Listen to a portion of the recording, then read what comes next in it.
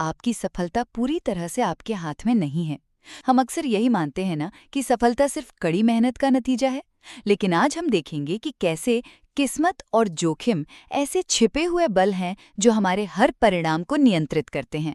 और इसे समझना आपका नजरिया कैसे बदल सकता है। तो सबसे पहली बात, जरा 1968 के बिल गेट्स के बारे में सोचिए। उनका उस हाई स्कूल में होना जहां कंप्यूटर था, 1 मिलियन में 1 वाली किस्मत थी।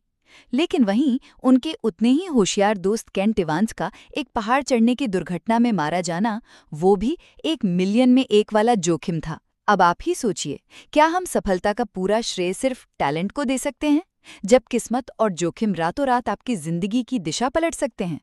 और यहीं से आती है हमारी दूसरी बात। किस्मत और जोखिम की इसी ताकत के कारण ना हमें सफलता या विफलता को आंकने का तरीका बदलना होगा। जब हम खुद फेल होते हैं तो हम सीधे बुरे हालात को दोष देते हैं, लेकिन जब कोई और फेल होता है तो हम उसकी सोच पर सवाल उठाते हैं। हमें इस दोहरे मापदंड को छोड़ना ही होगा, क्योंकि विफलता का मतलब हमेशा ये नहीं होता कि मेहनत नहीं की गई। अंत में ये समझना बहुत जरूरी है कि चरम सफलता में किस्मत का बहुत बड़ा हाथ होता है। इसीलिए वॉरेन बफेट जैसे लोगों की हूबहू नकल करने से बचें और सफलता के व्यापक पैटर्न पर ध्यान दें। क्योंकि देखिए, चरम सफलता के उदाहरणों की नकल करना बिल्कुल वैसा ही है जैसे किसी और की जीती हुई लॉटरी के नंबरों से अपनी सफलता का टिकट खरीदना। तो याद रखिए, दुनिया में कुछ भी उतना अच्छा या बुरा नहीं होता जितना वो दिखाई देता।